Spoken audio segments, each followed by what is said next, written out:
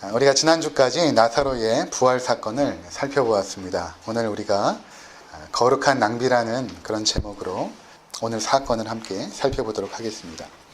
요한복음에는 7가지의 선별된 표적이 등장한다라고 말씀을 드렸고, 11장에 있는 나사로의 부활 사건을 통해서 7가지의 모든 표적들은 이제 끝이 납니다. 그래서 가장 클라이막스죠. 7번째 표적, 죽은 나사로가 살아나는 것. 그리고 그 살아나는 것을 통해서 예수님께서 증거하신 그 말씀, 나는 부활이요 생명이니 나를 믿는 자는 죽어도 살겠고 무릇 살아서 나를 믿는 자는 영원히 죽지 아니하리라 라고 말씀하신 것이죠. 예수님께서 부활이고 생명이시기 때문에 죽어있는 우리들에게 바로 부활을 일으키시고 또 생명을 주시는 분임을 증거하셨다라는 것입니다. 그리고 이러한 사건을 통해서 수많은 군중들이 이제 예수님을 따라가게 되죠. 그들이 예수님을 따라갔던 사실 그 마음의 중심이 무엇이었냐 하면 기적을 보고 따라간 것이죠. 나의 삶에도 무언가 예수께서 어떠한 유익들을 줄 것이다 라는 그러한 목적으로 어찌 보면 순수하지 못한 불순한 마음으로 예수님을 따라가게 되었던 것입니다. 예수님을 경배하고 그분을 높여드리는 그런 목적이 아니라 자신의 삶의 유익을 위한 수단으로 예수님을 따라갔던 것이죠. 그래서 결국에는 그들의 믿음이 가짜로 판명이 되어진다라는 것입니다. 예수님께서 보여주신 참된 믿음의 길이 결국에는 자기 부인이고 십자가를 지는 길이라는 것을 예수님이 보여주셨다라는 것입니다. 예수님의 모습을 잘 보시면 수많은 그 군중들의 환호와 열광에도 전혀 아랑곳하지 않고 묵묵하게 자기가 가야 될 길을 가십니다. 묵묵하게 가십니다. 그 길이 바로 십자가의 길이었던 것입니다. 그래서 우리가 이러한 예수님의 삶의 모습을 통하여서 이 땅에서 예수님을 믿는 그분의 자녀들이 어떻게 살아야 될지를 보게 되는 것입니다. 우리도 주님처럼 묵묵하게 그분의 뒤를 따라가야 된다는 것입니다. 오늘 우리가 나누게 될 그 말씀은 지난주에 우리가 살펴보았던 그 내용과 연속선상에 있습니다. 예수를 믿는다는 것이 과연 어떠한 것인지를 이제 보여주는 또 하나의 장면인 것입니다. 두 명의 상반된 인물이 등장하죠. 한 사람은 예수님께 향유를 부었던 마리아. 그리고 또 한 사람은 그 마리아를 보면서 내가 어찌 이 귀한 것을 허비하였느냐라고 말하고 있는 가룟유다. 이 두 사람의 그 신앙의 모습을 대조하여서 극명하게 보여주고 있습니다. 그래서 이것을 통해서 우리가 과연 어떠한 길에 서야 될 것인지를 보여주는 내용이 바로 오늘 본문의 내용인 것입니다. 먼저 배경부터 함께 살펴보면 우리가 지난 시간에 살펴보았던 그 나사로의 부활 사건 이후에 예수님은 에브라임이라는 동네로 피신을 가십니다. 왜냐하면 베다니에서 예루살렘은 3km 거리 아닙니까? 이 예루살렘에서 예수님을 죽이려는 그 모의가 본격적으로 진행이 되었고 예수님에게 현상수배가 이제 걸리게 된 것입니다. 그래서 오늘 읽진 않았지만 11장 53절을 한번 보시면 이날부터는 그들이 예수를 죽이려고 모의하니라. 그러므로 예수께서 다시 유대인 가운데 드러나게 다니지 아니하시고 거기를 떠나 빈들 가까운 곳인 에브라임이라는 동네에 가서 제자들과 함께 거기 머무르시니라. 이렇게 말씀하십니다. 잠깐 이제 피신을 하신 것입니다. 그리고 이제 57절에 보면 또 이렇게 말씀하세요. 이는 대제사장들과 바리새인들이 누구든지 예수 있는 곳을 알거든 신고하여 잡게 하라 명령하였음이로라. 현상금이 걸린 거죠. 예수님에게. 자, 그리고 때는 6월절이 점점 이제 가까워지고 있었습니다. 이 명절은 유대인들에게 있어서는 가장 큰 명절이에요. 그래서 이스라엘 곳곳에서 6월절이 되면 예루살렘으로 올라옵니다. 그들이 하나님 앞에 거룩한 예물을 드리고 또 정결 예식을 거행하기 위해서 방막 곳곳에서 예루살렘으로 오게 되는 그런 명절입니다. 이미 먼 곳에 사는 사람들은 예루살렘으로 여정을 출발했을 것입니다. 그러니까 명절의 분위기가 시작되고 있는 그 시점. 그 시점에 예수님께서 다시 예루살렘 근방의 베다니로 올라가십니다. 왜 그랬을까? 그것은 바로 예수님을 위한 잔치가 이제 베풀어진 것입니다. 2절을 한번 보시면, 우리가 읽었던 본문 12장 2절을 보시면, 거기서 예수를 위하여 잔치할세, 이렇게 말하고 있죠. 베다니에서 예수님을 위한 잔치가 벌어진 것입니다. 이 잔치가 열리고 있는 장소는 나사로의 집은 아니에요. 이게 이제 마태, 마가, 누가복음에도 다 이 장면이 나와 있는데, 문둥이 시몬의 집이라고 이제 말하고 있습니다. 그 집에 모인 것입니다. 아마 나사로의 가족과 친분이 있었던 그런 집이었던 것 같아요. 그래서 이제 오늘 본문 12장 1절에 보면 6월절 엿새 전에 6월절 분위기가 무르익어가는 가운데 예수님께서 그곳에 이제 가셔서 잔치에 참여하십니다. 이 잔치상을 잘 보면 이렇게 표현하고 있죠. 거기에 이제 마르다는 일을 하고 있고 나사로는 예수님 곁에 있었던 것입니다. 그리고 이제 마리아는 조금 있으면 향유를 가지고 이제 오게 될 것입니다. 예수님께서는 잔치를 참 좋아하셨어요. 우리가 예수님 생각하면 이 땅에서 늘 기도만 하시고 사람들을 치유하고 말씀만 전한 것 같으나, 여러분들이 성경을 잘 보시면 예수님께서는 잔치를 좋아하셨습니다. 잔치에 가는 것도 좋아하셨고 또 잔치를 베푸는 것을 좋아하셨고, 그래서 죄인들이 모이고 창기가 모여서 예수님과 함께 잔치를 베풀었던 모습들이 성경에 기록이 되어 있고, 그것을 바라봤던 많은 바리새인과 유대인들이 예수님을 조롱했던 장면들이 나와 있습니다. 마가복음 11장 19절에 보면 이런 비난을 받았어요. 인자는 와서 먹고 마심에 말하기를 보라 먹기를 탐하고 포도주를 즐기는 사람이요 세리와 죄인의 친구로다 하니. 그러니까 우리가 예수님에 대한 그런 고정관념을 조금 바꿀 필요가 있습니다. 예수님은 굉장히 유쾌하시고 즐길 줄 아셨던 그런 분이 예수님이셨어요. 그래서 예수님께서 이 땅에서 하나님 나라를 설명하실 때 뭐라고 설명하셨냐면 잔치와 같다, 이렇게 설명을 하십니다. 누가복음 14장 16절에 보면 이렇게 말씀하세요. 하나님 나라를 잔치로 비유하시고, 마태복음 22장 2절에는 천국은 마치 자기 아들을 위하여 혼인잔치를 베푼 어떤 임금과 같으니, 이렇게 말씀하십니다. 하나님 나라는 잔치와 같다. 임금이 거대하게 잔치를 베풀고 그곳에 많은 사람들이 모여서 즐겁게 노래하고 춤을 추고 음식을 먹고 대화하는 그런 곳이 바로 하나님 나라다, 이렇게 표현하셨던 것이죠.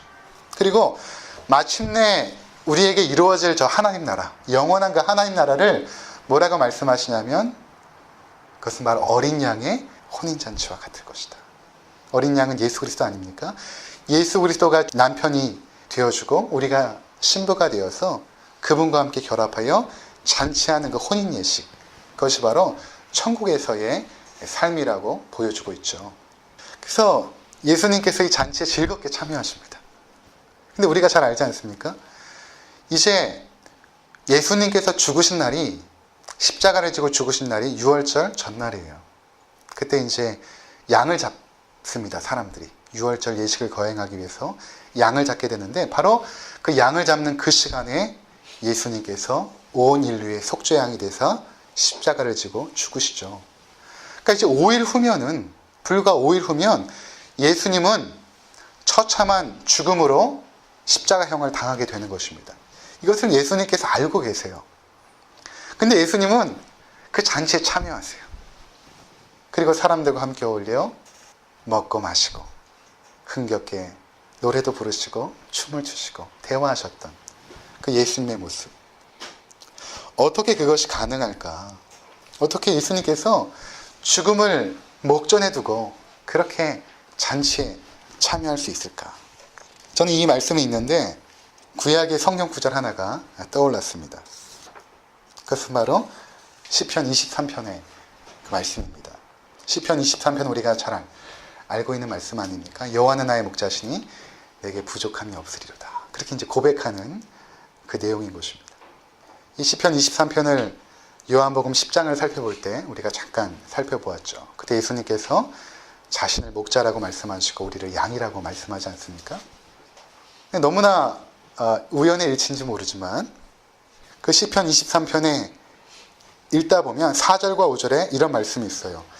내가 사망의 음침한 골짜기로 다닐지라도 해를 두려워하지 않을 것은 주께서 나와 함께 하심이라. 주의 지팡이와 막대기가 나를 안위하시나이다. 예수님께서 사망의 음침한 골짜기를 이제 걸어가시는 거예요. 근데 주님은 두려워하지 않고 있습니다. 왜냐하면 주의 지팡이와 막대기가 예수님을 지금 안위하고 있기 때문에. 그래서 그 다음 구절이 뭐냐면 주께서 내 원수의 목전에서 내게 상을 차려주시고 기름을 내 머리에 부으셨으니 내 잔이 넘치나이다. 이제 죽음의 목전에서, 그쵸? 그 원수의 목전 아닙니까? 이제 그 사망의 권세가 예수님을 집어삼키게 되는 그 십자가의 그 형벌. 그 원수의 목전에서 하나님께서 어떻게 하시냐면 잔치상을 차려주신 거예요. 예수님에게. 이 놀라운 장면. 그럼 어떻게 보십니까? 그리고 예수님은 그 잔치에 즐겁게 참여하십니다. 그리고 곧 있으면 예수님의 머리와 발에 기름이 부어지게 되죠. 저는 이 장면을 통해서 정말 예수님께서 가지셨던 그 마음의 고요함과 평안함과 그 담대함이 과연 어디로부터 오는가? 그것은 하나님의 뜻을 순종하여서 한 걸음 한 걸음 걸어가는 그 마음이 중심에 있었다라고 저는 생각합니다. 우리가 하나님의 뜻을 순종해 나가면 어떠한 어려움과 두려운 순간에도 흔들리지가 않아요. 우리의 중심이 하나님의 말씀에 꽉 붙잡혀 있기 때문에. 그렇지 않은 사람들은 늘 휘둘리죠. 사람에 휘둘리고 환경에 휘둘리고 주변 사람들의 이야기에 휘둘리고. 근데 예수님은 그렇지 않았어요. 묵묵하게 십자가를 향하여 가시면서도 그 마음에는 절대적인 평안과 고요가 있었다는 것입니다. 이렇게 예수님께서 잔치에 계셨어요. 그때였습니다. 이제 마리아가 이제 등장을 해요. 마리아 손에는 향유가 들려 있었습니다. 이제 다른 복음서에 보면 그 향유 옥합을 깨뜨렸다라고 말하는데 그것을 이렇게 부순 것이 아니라 그 향유 옥합의 그 주둥이를 깬 것이죠. 그것을 깨고 예수님의 발에 이제 부었습니다. 근데 또 다른 복음서에 보면 예수님의 머리에 또 부었다라고 표현이 되어 있어요. 그럼 과연 정말 머리에 부은 것인가 발에 부은 것인가? 그것은 머리에도 붓고 발에도 부은 것이죠. 그 향유가 워낙 많았기 때문에 마리아는 예수님의 머리에도 그것을 부었고 또 발에도 그것을 부은 것입니다. 그런데 요한은 바로 발에 부은 것에 초점을 가지고 오늘 말씀을 쓰고 있는 것이죠. 그리고는 머리털로 예수님의 발을 닦기 시작한 것입니다. 이 장면을 목격했던 그곳에 있었던 사람들은 순간 당황했을 것입니다. 이게 무엇인가? 지금 마리아가 지금 무슨 일을 하고 있는가? 갑자기 향기가 확 퍼졌으니 그 장소뿐만 아니라 밖으로도 그 향기가 확 나가지 않았겠습니까? 그러니까 사람들이 순식간에 그 장면을 보러 모여들었을 것입니다. 이것이 과연 무엇인가? 마리아는 아무 말도 하지 않은 채 굉장히 진지하게 그리고 엄숙하고 경건하게 자기가 하고자 했던 그 행위를 묵묵하게 지금 행하고 있는 것입니다. 보통 이 나드 향은 처녀들이 결혼 혼수품으로 준비했던 아주 귀한 것이라고 합니다. 그리고 이 나드라는 식물은 인도에서 자라는 아주 귀한 식물로서 그 뿌리에서 그리고 그 줄기에서 취취한 그 나드 향수, 굉장히 값진 그런 향수라고 합니다. 그 순전한 나드 향을 예수님 앞에서 깨고 부은 것입니다. 자, 여러분 지금 마리아가 무엇을 하고 있는 것일까요? 왜 향유를 깨서 그것을 발에 붓고 머리털로 예수님의 발을 닦고 있는 것일까요? 이것은 마리아가 할 수 있는 예수님을 향한 최선의 예배와 경배와 섬김의 행위였던 것입니다. 마리아는 예수님의 말씀을 매우 사모했죠. 누가복음 10장에 보면 예수님께서 그의 집을 방문했을 때 마르다는 아마 마르다의 그 달란트가 이렇게 접대하는 그런 손님을 대접하는 그런 달란트가 있었던 것 같아요. 그래서 마르다는 그렇게 늘 예수님을 접대하였고, 마리아는 주님의 발밑에서 뭐라고 표현하냐면 누가복음 10장 38절에 주의 발치에 앉아 그의 말씀을 듣더니. 그럼 어떤 장면이 연상이 되세요? 주의 발치에 앉아 예수님께서 앉아 계시고 그 발밑에 무릎을 꿇고 앉아서 예수님과 눈빛을 마주하며 그분의 말씀을 들었다는 것입니다. 요한복음 11장에서 이제 오라버니 나사로가 죽고 비탄에 빠져 있을 때 예수님이 오신다는 소식을 이제 듣게 됩니다. 마리아가. 그리고 달려나가죠. 그리고 어떻게 하냐면 11장에 마리아가 예수 계신 곳에 가서 배웠고 그 발 앞에 엎드려 이렇게 말합니다. 마리아의 자리는 항상 예수님의 그 발밑이었어요. 그 발밑에 엎드려 그분의 말씀을 듣고 그분에게 경배했던 그 마리아. 그가 마침내는 그 발 앞에 엎드려서 그 향유를 붓고 머리털로 닦고 있는 것입니다. 그 죽음의 권세로부터 살려내신 그 예수님, 그 은혜를 받았던 그 마리아는 어떻게든지 그 예수님의 은혜와 사랑에 대해서 보답하고 싶었겠죠. 그리고 자신이 가장 귀하게 여겼던 그 향유 옥합을 깨뜨리고 싶었던 것입니다. 가장 가치 있는 것을 통해서 주님을 경배했던 것입니다. 뿐만 아니라 예수님의 발을 닦았던 것은, 그 당시에 이제 발을 닦는 것은 주인이 집에 들어오면 그 집에서 가장 하찮은 종이 달려나와서 물로 발을 닦게 되거든요. 왜냐하면 이 팔레스타인 지역은 샌들을 신기 때문에 발에서 땀이 많이 나고 냄새가 나기 때문에 그렇게 발을 씻게 됩니다. 종이 하는 일이죠. 지금 마리아는 예수님을 주님으로, 주인으로 섬기면서 그분의 발을 닦아 드렸던 것입니다. 예수님을 가장 존귀한 분으로 대하는 그녀의 최선의 표현 방식이었던 것입니다. 그녀의 그 뜨거운 사랑과 경배의 마음을 그렇게라도 표현하고 싶었던 것입니다. 이것이 그냥 한순간에 일어난 일이에요. 그것을 이제 보고 있었던 그 주변 사람들, 다른 복음서에 보면 제자들도 그녀의 행위를 나무랍니다. 내가 왜 이 귀한 것을 팔아서 가난한 자들을 돕지 않았느냐, 이렇게 판단을 하죠. 근데 그 중에 아마도 가룟 유다가 대표였던 것 같아요. 그래서 가룟 유다가 이렇게 말합니다. 5절에 보면 이 향유를 어찌하여 300데나리온에 팔아 가난한 자들에게 주지 아니하였느냐 하니. 마태복음 26장 7절에 보면 제자들이 보고 분개하여 이르되 무슨 의도로 이것을 허비하였느냐 이렇게 말합니다. 분개했다는 거예요. 제자들이 화를 내면서 네가 이 귀한 것을 왜 허비하였느냐 이렇게 말했던 것입니다. 300데나리온은 1년치의 노동자의 임금에 해당합니다. 하루 벌어서 1데나리온을 받았거든요. 그러니까 그들은 6일 동안 일했으니까 300일이면 1년치의 임금에 해당한 것이죠. 그것을 한순간에 깨뜨려 예수님에게 부었던 것입니다. 성경은 이렇게 말합니다. 가룟 유다가 가난한 자들의 형편을 살피는 것 같으나 사실은 그는 도둑이라고 말하죠. 6절에 이렇게 말하면 가난한 자들을 생각함이 아니요 그는 도둑이라 돈꾀를 맞고 거기 넣은 것을 훔쳐 가미러라 이렇게 말합니다. 우리가 지난주에 자신의 유익을 위해서 예수님을 섬기는 사람들에 대해서 말씀을 드렸죠. 바로 가룟 유다가 대표적인 그런 인물입니다. 그는 제자들 가운데 회계 업무를 맡았죠. 그러니까 예나 지금이나 이 회계 업무를 맡는 사람들은 돈에 대해서 철두철미하고 계획성도 있고 또 정말 신뢰할 만한 사람들을 회계로 역할을 맡겨드리지 않습니까?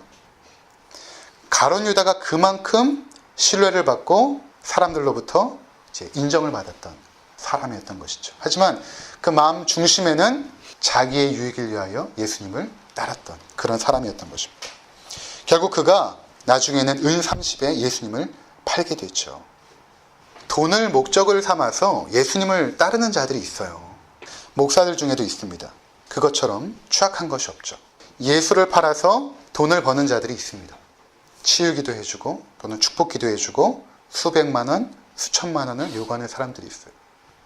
여러분 그런 자들에게 속으시면 안 됩니다. 가룟 유다가 처음부터 돈 때문에 예수님을 따랐다라고는 생각되지 않아요. 그도 순수한 마음으로 예수님을 따랐겠죠. 하지만 그가 돈꾀를 맡으면서 탐욕이 들어간 것입니다. 처음에는 어쩔 수 없이 그 돈에서 얼마를 썼을 수도 있어요. 작은 액수였겠죠. 근데 그것이 점점 큰 액수로, 나중에는 완전히 타락한 모습으로 그가 변절된 것입니다. 우리가 이 두 사람의 신앙을 보면서 결국 우리가 가진 하나님 앞에서의 신실함은 우리가 가지고 있는 가치관과 연결되어 있음을 보게 됩니다. 우리가 신앙생활을 아무리 오래 해도 이 가치관이 변하지 않으면 우리의 삶이 변하지가 않습니다. 제가 체험해서 알아요. 제가 모태신앙으로 계속 신앙생활을 했지만 제가 대학교 때까지 가지고 있었던 가치관은 세상적인 가치관이었어요. 세상 사람들이 가치 있게 여기는 것을 저도 동일하게 가치 있게 여겼습니다. 그래서 저의 삶에는 변화가 일어나지가 않았어요.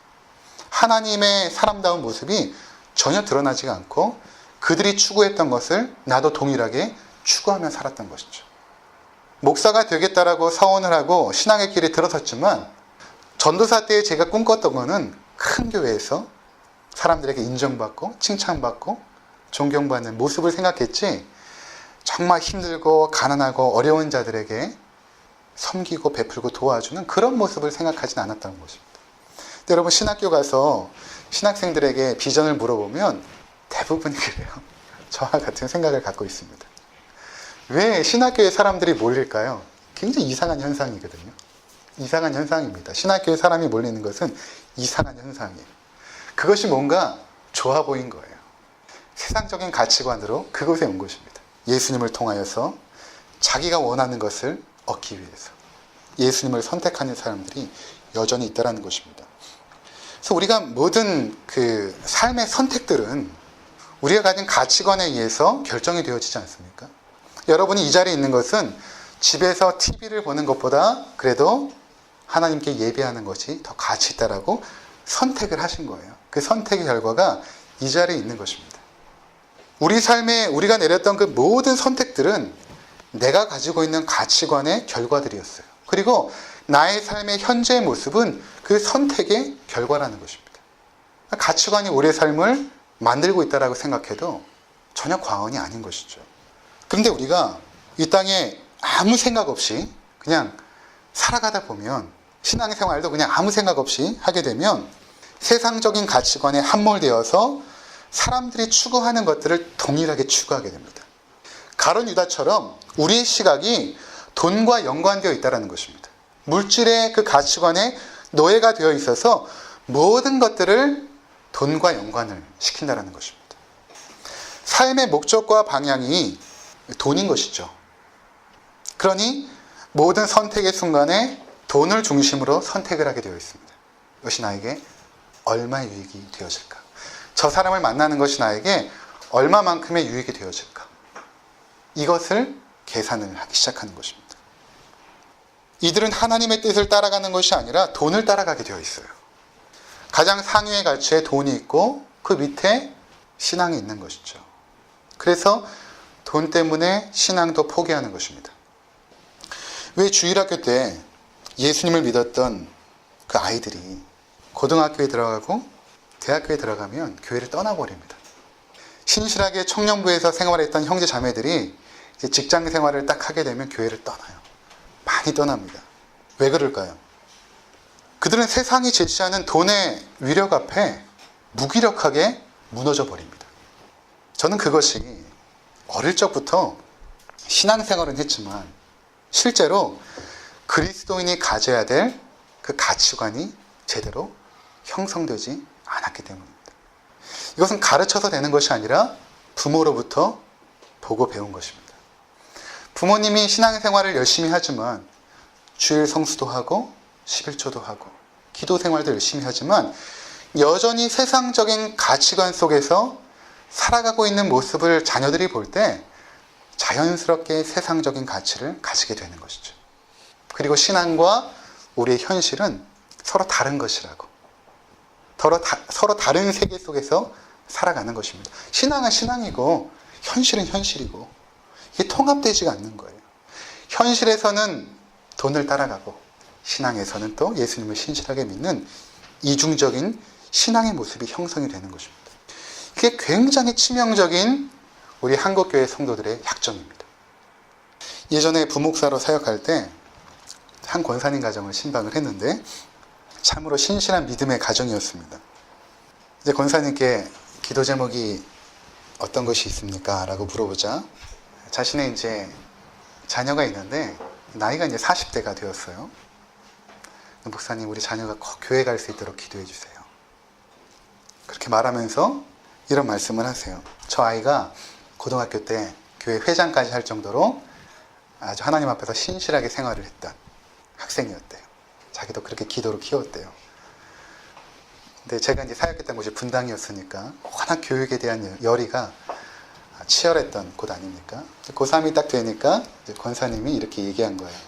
얘야, 우리 1년만 공부에 집중하자. 1년만 교회 쉬고 우리 공부에 집중하자. 그렇게 한 것입니다. 그리고 자녀가 명문대에 들어갔어요. 그런데 그 이후로 지금까지 교회에 발을 들여놓지 않고 있다는 것입니다. 그러면서 그때 자기가 했던 그 결정이 너무 한탄스럽고 후회스럽다라는 것이죠. 그 권사님이 했던 그 기도와 그 신앙이 과연 무엇입니까? 우리가 결정적인 순간에 우리가 선택했던 그 내용을 보면 우리 신앙의 정체성이 드러난다는 것입니다. 하나님을 예배하는 것이 얼마나 귀한 일인지, 네가 이 세상에서 성공하여 돈을 많이 벌고 권력을 누리는 것보다 하나님 앞에서 신앙생활하고 예배드리고 찬양하는 것이 얼마나 귀한지를 보여주지 못한 것이죠.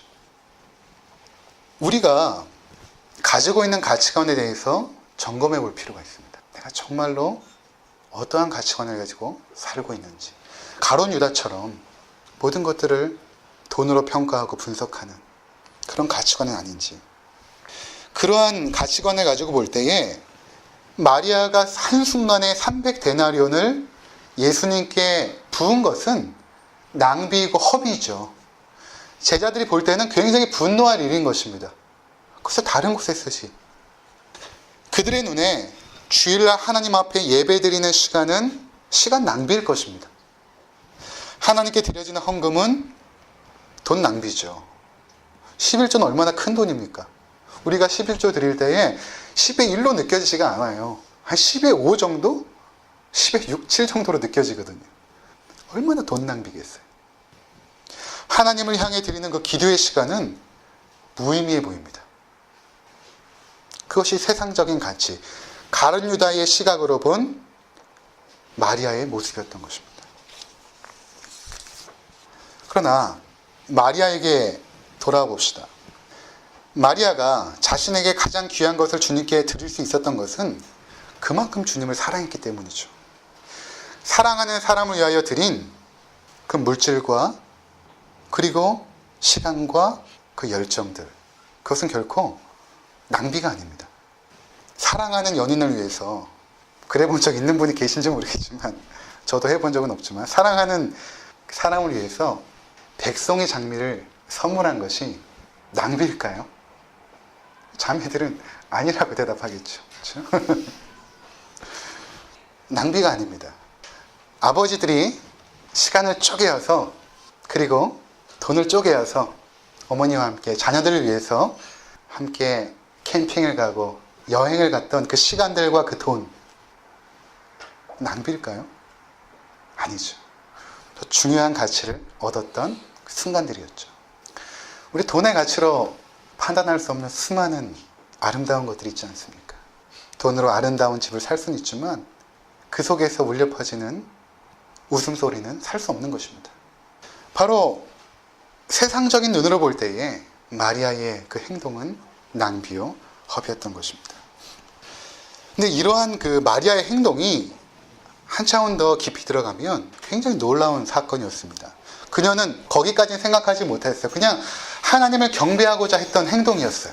그런데 이것은 예수님께 기름을 부음으로 말미암아 예수님을 왕으로 등극시켜드리고 제사장으로, 선지자로 등극시켜드렸던 하나의 상징적인 사건이 되었던 것입니다. 그래서 나중에 보면 예수님께서 그녀는 나의 장례를 위하여 이것을 예비하였느니라 이렇게 말하고 있죠. 그건 뭐냐면 예수님은 죽으심, 그 장례로 말미암아 하나님의 아들의 권세를 얻게 돼요. 마리아는 모르죠. 그냥 그 사랑 때문에 한 것이지만 이것이 바로 예수님을 왕으로 등극시켜드리는 놀라운 그녀의 행동이었던 것입니다. 우리가 이렇게 낭비하고 허비했던, 하나님에 대하여 낭비하고 허비했던 사소한 행동들과 선택들이 하나님 나라에 놀랍게 쓰여지고 있다는 것입니다. 우리가 아직 보지 못하는 것이 있을 수도 있어요. 나중에 그 결과가 맺혀질 것이고 또 우리가 이 땅에서 보지 못하고 죽어갈 일들도 있을 거예요. 저희 가정을 예로 들면 저희 할아버지께서 신앙을 갖고 나서 너무 감사하여서 저희가 가지고 있는 그 집을 교회로 꾸며가지고 교회를 시작한 거예요. 전도사님 한 분을 모시고 교회를 시작한 것입니다. 잔디가 넓게 있었던 정말 집이 참 아름답고 멋진 집이었습니다. 그것이 교회가 이제 된 것입니다. 사람들이 볼 때는 낭비고 허비죠. 그 아름다웠던 잔디들이 한 6개월도 못 가서 다 죽어버리고 저희 누나들의 방에 있었던 그 침대가 몇 주 안 지나서 그 스프링이 다 무너져 버리는 거기가 이제 주일학교 공간으로 쓰여지고 사생활이 없어진 거예요. 저희 가정의 한순간에. 근데 그 할아버지의 그 헌신이 지금 제가 가슴으로 낳은 저희 아들 희수에게까지도 신앙으로 지금 연결이 되고 있는 것입니다. 낭비가 아니죠. 부모님들이 드렸던 기도와 눈물의 기도들, 그 헌신들, 하나님께 드렸던 그 간곡한 그 기도의 눈물들, 지금은 열매가 보이지 않아요. 근데 그것이 마침내는 우리가 기대한 것 이상으로 놀랍게 쓰여진다는 것입니다. 아름다운 열매들을 맺게 된다는 것입니다. 예수님께서 이 마리아의 행동을 보고 이렇게 말씀하세요. 복음이 전파되는 곳마다 이 이야기도 함께 들려질 것이다. 저는 우리 부모님들이 보여주었던 그 헌신들, 그리고 경제적으로 가장 어려운 순간, 저희 가정이 이제 보증을 서서 아버지가 경제적으로 굉장히 큰 어려움 가운데 있었는데 그 남아있는 땅을 팔았어요. 그래서 집을 살 수 있었는데 그것을 또 교회에 헌금으로 드렸습니다. 이제 교회가 막 건축을 하고 있을 텐데 상당히 큰 액수였죠. 제가 볼 땐 낭비입니다. 어린 눈으로 볼 때. 그리고 부모님의 무능함이라고 생각이 되어졌어요. 근데 그 행위들이 돌이켜보면 하나의 교회가 세워졌고 그 교회를 통하여 복음이 전파되었고 하나님의 사람들이 그곳에서 많이 배출이 되었습니다. 우리가 주님께 드려진 것들은 결코 낭비되지 않습니다. 그러니까 요한계시록에 보면 우리가 드린 기도가 대접에 받아서 하늘로 올라가잖아요. 하나도 떨어지지 않는다는 거예요. 그것이 씨앗처럼 심기어져 자라나 마침내 하나님 나라를 위해서 위대하게 사용이 되는 것입니다. 그러니까 우리가 지금 심고 있는 그 낭비들, 세상 사람들이 볼 때 낭비라는 것이죠. 우리는 가치 있는 일인데 그 가치 있는 일들을 여러분 계속해서 실망하지 말고 진행하시기 바랍니다. 우리가 이 땅에서 다 보지 못하지만 나중에 하나님 나라 갔을 때에 우리가 허비하고 낭비했던 그 아름다운 것들의 열매들을, 그 결과들을 아마 보게 될 것이고 체험하게 될 것입니다. 아무쪼록 이러한 마리아의 헌신을 우리 모두가 살아드리기를 주님의